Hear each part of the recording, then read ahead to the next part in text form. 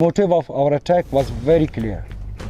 It was a simple and clear message to China and Pakistan to withdraw immediately from Balochistan. একদিকে billion ডলারের আধুনিক সমুদ্র বন্দর, ঝুঁক দাদানো চীনা জাহাজ আর দামি ক্রেন, আর ঠিক তার পাশেই জরাজীর্ণ নৌকায় ক্ষুধার্ত বালুচ জেলেদের কান্না। এটি কোনো সিনেমার দৃশ্য নয়, এটি আজকের বালুচিস্তান। পাকিস্তান সরকার কেন নিজের দেশের ৪৪% জায়গাকে একটি ওপেন এয়ার জেলখানায় পরিণত করে রেখেছে? কেন সেখানকার হাজার হাজার তরুণ হঠাৎ করেই নিখোঁজ হয়ে যাচ্ছে? ইতিহাসের সবচেয়ে বড় চুক্তিভঙ্গের আড়ালে লুকিয়ে থাকা সেই সত্য, যা ইসলামাবাদ আপনাকে কখনো জানতে দেবে না। দক্ষিণ এশিয়ার ভূরাজনীতিতে এক উপেক্ষিত, অবরুদ্ধ এবং রক্তাক্ত উপত্যকার নাম বেলুচিস্তান।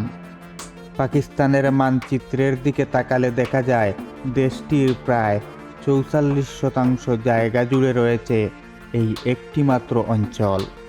ভূপ্রাকৃতিক দিক থেকে এটি বিশাল, পাথুরে পাহাড় আর ধূসর মরুভূমিতে ঘেরা। এই মাটির নিচে লুকিয়ে আছে বিলিয়ন বিলিয়ন ডলারের সোনা, তামা, ইউরেনিয়াম আর প্রাকৃতিক গ্যাস। অথচ প্রকৃতির এই বিপুল আশীর্বাদের উপর যে মানুষগুলো বাস করে, তারা আজ পৃথিবীর অন্যতম দরিদ্র ও সুবিধাবঞ্চিত জনগোষ্ঠী। গত ৭ দশক ধরে এই পাথুরে পাহাড়গুলোর আড়ালে লুকিয়ে আছে এক দীর্ঘ, নিঃশব্দ এবং রক্তক্ষয়ী স্বাধীনতার লড়াই। প্রশ্ন জাগে, কেন বালুচ জাতি পাকিস্তানের হাত থেকে মুক্তি চায়? কি তাদের প্রকৃত ইতিহাস, আর আজ কেমন আছে এই অশান্ত ভূখণ্ড? বেলুচিস্তান এই স্বাধীনতার দাবি কোনো হঠাৎ করে গড়ে ওঠা ক্ষোভ বা আধুনিক আন্দোলন নয়। এর শিকড় ইতিহাসের অনেক গভীরে। ব্রিটিশরা যখন এই ভারতীয় উপমহাদেশের শাসন করত, তখন বালুচিস্তান আজকের পাকিস্তানের মতো কোনো সাধারণ প্রদেশ বা অংশ ছিল না। এটি ছিল মূলত কালাত রাজ্য সহ কয়েকটি স্বাধীন দেশীয় রাজ্যের একটি স্বাধীন ফেডারেশন। ১৯৪৬ সালের যখন ভারতবর্ষের বিভাজন নিশ্চিত হয়ে যায়, তখন বালুচ নেতারা পরিষ্কার জানিয়েছিলেন যে তারা ভারত বা পাকিস্তান কোনো পক্ষের সাথে যুক্ত হতে চান না। তারা একটি স্বাধীন রাষ্ট্র হিসেবে টিকে থাকতে চেয়েছিলেন। ৪৭ সালের ২১ আগস্ট পাকিস্তান সৃষ্টির ঠিক ৩ দিন আগে ব্রিটিশ সরকার নবগঠিত পাকিস্তান এবং কালাতের শাসকের মধ্যে একটি ত্রিপক্ষীয় চুক্তি স্বাক্ষরিত হয়। এই চুক্তির মাধ্যমে কালাত রাজ্যকে একটি স্বাধীন ও সার্বভৌম রাষ্ট্র হিসেবে আনুষ্ঠানিকতা স্বীকৃতি দেওয়া হয়। এমনকি পাকিস্তানের প্রতিষ্ঠাতা মুহাম্মদ আলী জিন্নাহ নিজে কালাতের স্বাধীনতাকে স্বীকৃতি দিয়েছিলেন। ৪৭ সালের ১৫ই আগস্ট কালাতের শাসক মীর আহমেদ ইয়ার খান আনুষ্ঠানিকভাবে বালুচিস্তানের স্বাধীনতা ঘোষণা করেন। এরপর সেখানে একটি দ্বিকক্ষ বিশিষ্ট সংসদ গঠিত হয় এবং স্বাধীন দেশের শাসনভার পরিচালনা শুরু হয়। কিন্তু বালুচের এই স্বাধীনতার আনন্দ স্থায়ী হয়েছিল মাত্র ৭ মাস। ৪৮ সালের মার্চ মাসের শেষের দিকে নবগঠিত পাকিস্তান রাষ্ট্র তার অবস্থান পরিবর্তন করে। পাকিস্তানের সেনাবাহিনী চারদিক থেকে কালাত রাজ্য অবরুদ্ধ করে। চরম সামরিক চাপ, অবরোধ এবং প্রাণনাশের হুমকির মুখে ১৯৪৮ সালের ২৮শে মার্চ কালাতের শাসক মীর আহমেদ ইয়ার খান পাকিস্তানের সাথে অন্তর্ভুক্তির একটি বিতর্কিত চুক্তির স্বাক্ষর করতে বাধ্য হন। কিন্তু বালুচ জনগণ এবং রাজ পরিবারের একটি বড় অংশ এই জোরপূর্বক চুক্তি কখনোই মেনে নেয় না। কালাতের শাসকের ভাই প্রিন্স আব্দুল করিম এই অন্তর্ভুক্তির বিরুদ্ধে প্রথম বিদ্রোহ ঘোষণা করেন এবং পাকিস্তানের বিরুদ্ধে সশস্ত্র প্রতিরোধ গড়ে তোলেন। সেই ৪৮ সালের মার্চ থেকে শুরু পাকিস্তানের ইতিহাসের বালুচিস্তানকে একটি জবরদখল করা ভূখণ্ড হিসেবে দেখেন বালুচ জাতীয়তাবাদীরা। তাদের মতে এটি কোনো স্বেচ্ছায় যোগ দেওয়া প্রদেশ নয়, বরং সামরিক শক্তিতে দখল করা একটি উপনিবেশ। তাহলে 7 দশক পার হয়ে গেলে কেন এই স্বাধীনতার আগুন নিভে যায়নি? কেন আজও বালুচ যুবকরা পাকিস্তানের বিরুদ্ধে লড়ে যাচ্ছে? এবং পেছনে রয়েছে মূলত 3টি কারণ: অর্থনৈতিক শোষণ, রাজনৈতিক বঞ্চনা এবং সাংস্কৃতিক আগ্রাসন। অর্থনৈতিক শোষণের কথা বলতে গেলে প্রথমেই আসে প্রাকৃতিক সম্পদের প্রসঙ্গ। 1952 সালে বালুচিস্তানের সুই নামক একটি প্রত্যন্ত স্থানে পাকিস্তানের ইতিহাসের বৃহত্তম প্রাকৃতিক গ্যাস খনি আবিষ্কার করা হয়। 1955 সাল থেকে এই খনি থেকে গ্যাস উত্তোলন শুরু হয়। এই গ্যাস পাইপলাইনের মাধ্যমে নিয়ে যাওয়া হয় পাকিস্তানের পাঞ্জাব, সিন্ধুর বড় বড় শিল্প কারখানা, বাণিজ্যিক শহর এবং বিলাসবহুল বাসস্থানগুলোতে। অথচ যে বালুচিস্তানের মাটি থেকে এই গ্যাস বের হলো, সেই অঞ্চলের মানুষ তার সুফল পায়নি। কয়েক দশক ধরে বালুচিস্তান নিজস্ব জেলাগুলো, এমনকি রাজধানীর কুয়েটার মানুষ রান্নার জন্য কাঠ পোড়াতে বাধ্য হয়েছে। বালুচদের নিজস্ব সম্পদ তাদের ভাগ্য বদলাতে পারেনি, বদলেছে দূরবর্তী ইসলামাবাদের ভাগ্য। আজও এই অঞ্চলের অধিকাংশ মানুষের ঘরে নেই বিদ্যুৎ, বিশুদ্ধ খাবারের পানির তীব্র সংকট, শিক্ষার আলো পৌঁছায়নি বললেই চলে। এর সাথে যোগ হয়েছে ভূরাজনীতি, আন্তর্জাতিক এবং বহিরাগতদের আধিপত্য। সাম্প্রতিক বছরগুলোতে চীনের উচ্চবিলাসী বেল্ট অ্যান্ড রোড প্রকল্পের অধীনে বালুচিস্তানের কৌশলগতভাবে গুরুত্বপূর্ণ গাওয়াদর বন্দর উন্নয়ন করা হচ্ছে। বিলিয়ন বিলিয়ন ডলারের এই চীন তাকসিন অর্থনৈতিক করিডোর বা সিপেক প্রকল্পের বালুচ যুবকেরা দেখছে একটি নতুন ধরনের অর্থনৈতিক উপনিবেশ হিসেবে।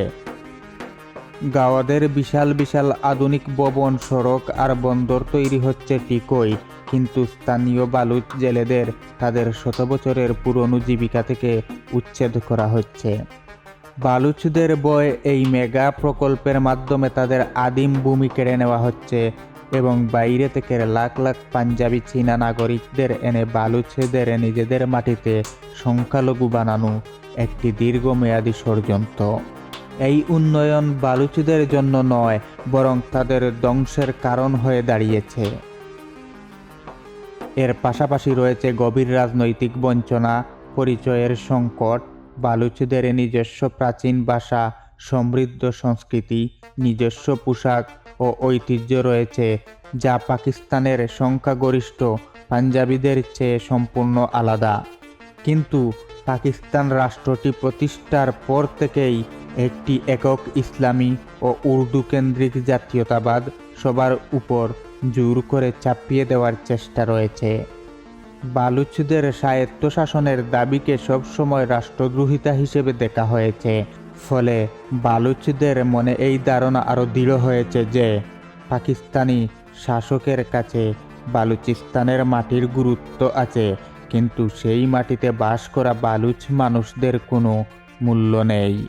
এই চরম বঞ্চনা থেকে জন্ম নিয়েছে তীব্র প্রতিরোধ। গত 7 দশকে বালুচ স্বাধীনতা আন্দোলন 5টি বড় বড় সশস্ত্র বিদ্রোহের মধ্য গেছে।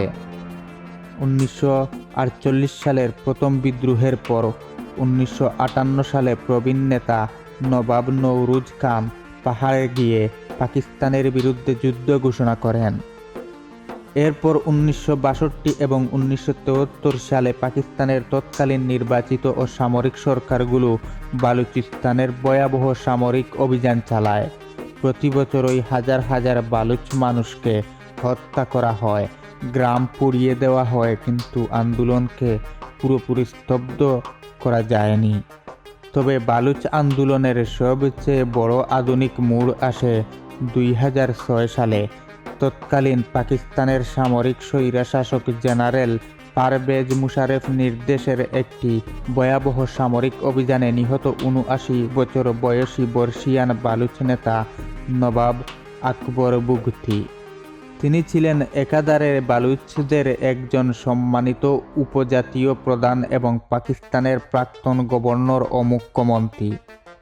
একজন প্রবীণ নেতাকে গুহার ভেতর বোমাবর্ষণ করে হত্যা করার এই ঘটনা পুরো বালুচিস্তানের যুব সমাজের মধ্যে অগ্নিগিরির মতো ক্ষোভের জন্ম দেয়। এর আগে যারা পাকিস্তানের কাঠামোর মধ্য থেকে স্বায়ত্তশাসন বা অধিকারের কথা বলতেন তারা বুঝতে পারেন যে ইসলামাবাদের কাছ থেকে আলোচনার মাধ্যমে কিছু পাওয়া সম্ভব নয়। আকবর বুক্তির মৃত্যুর পর বেলুচিস্তানের শিক্ষিত মধ্যবিত্ত যুব সমাজ, ছাত্র, শিক্ষক, এমনকি নারীরাও কলম এবং বই ছেড়ে পাহাড়ে গিয়ে অস্ত্র হাতে তুলে নেয়। জন্ম নেয় এক নতুন যুগের আধুনিক সশস্ত্র সংগ্রাম, যার নেতৃত্বে আসে বালুচ লিবারেশন আর্মি BLA এবং বালুচ লিবারেশন ফ্রন্ট BLF। এর অর্থ গেরিলা সংগঠনগুলো। আজকের বালুচিস্তান বর্তমান অবস্থা অত্যন্ত ভয়াবহ এবং মানবিক বিপর্যয়ের পরিপূর্ণ। এটি এখন সম্পূর্ণ অবরুদ্ধ এবং বিশ্বের কাছ থেকে বিচ্ছিন্ন এক উপত্যকা। আন্তর্জাতিক গণমাধ্যম বা মানবাধিকার সংস্থাগুলোর সেখানে স্বাধীনভাবে কাজ করার কোনো সুযোগ নেই। এই অঞ্চলে এখন চলছে পাকিস্তান সামরিক ইতিহাসের সবচেয়ে অন্ধকার অধ্যায়, যাকে আন্তর্জাতিক মানবাধিকার সংস্থাগুলো কিল অ্যান্ড ডাম্প বা খুন এবং ফেলে দেওয়া নীতি হিসেবে অভিহিত করে। পাকিস্তানের গোয়েন্দা সংস্থা এবং আধা সামরিক বাহিনী ফ্রন্টিয়ার কোর এর বিরুদ্ধে সুনির্দিষ্ট অভিযোগ রয়েছে যে তারা প্রতিদিন বালুচিস্তানের বিভিন্ন গড় বাড়ি, বিশ্ববিদ্যালয় বা রাস্তা থেকে তরুণ ছাত্র, মানবাধিকার কর্মী, বুদ্ধিজীবী ও ডাক্তারদের তুলে নিয়ে যাচ্ছে। একে বলা হয় ফোর্সড ডিএম্পিয়ারেন্স বা জোরপূর্বক গুম। মাসের পর মাস, বছরের পর বছর পার হয়ে গেলেও এই নিখোঁজ মানুষদের কোনো সন্ধান মেলে না। রাষ্ট্রীয় আদালত বা আইনের তোয়াক্কা না করে এদের গোপন বন্দিশালায় রেখে নির্যাতন করা হয়। আর কয়েক মাস পর কোনো নির্জন পাহাড়ের চূড়ায় মরুভূমির বুকে ক্ষতবিক্ষত অবস্থায় তাদের লাশ ফেলে রাখা হয়। হাজার হাজার বালুচ তরুণ এভাবেই গুম হয়ে গেছে, যাদের মায়েরা আজও কুয়েটা, করাচি বা ইসলামাবাদের প্রেস ক্লাবের সামনে তাদের সন্তানদের ছবি হাতে নিয়ে বছরের পর বছর ধরে কান্নাকাটি করছে। তবে বর্তমান আন্দোলনের সবচেয়ে বড় পরিবর্তনটি এসেছে এর নেতৃত্বে। এখন এই লড়াই আর কেবল পুরুষ বা উপজাতীয় সর্বসরদারের মধ্যে সীমাবদ্ধ নয়। বালুচ নারীরা এখন এই আন্দোলনের সম্মুখভাগে চলে এসেছে। ডাক্তার মাহরং বালুচের মতো তরুণ চিকিৎসকেরা রাষ্ট্রীয় নিপীড়ন এবং গুমের বিরুদ্ধে সম্পূর্ণ অহিংস কিন্তু অভূতপূর্ব শক্তিশালী গণ আন্দোলন গড়ে তুলেছেন। হাজার হাজার বালুচ নারী শত শত মাইল পায়ে হেঁটে লং মার্চ করছে, যা পাকিস্তানের রাষ্ট্রীয় ভিত্তিকে কাঁপিয়ে দিয়েছে। অন্যদিকে ক্ষোভের চরম সীমায় পৌঁছে কিছু বালুচ নারী এখন সশস্ত্র গেরিলা দলগুলোতে যোগ দিচ্ছে এবং আত্মঘাতী হামলার পথ বেছে নিচ্ছে, যা এই সংঘাতকে আরও জটিল, রক্তক্ষয়ী, বিপজ্জনক করে তুলছে।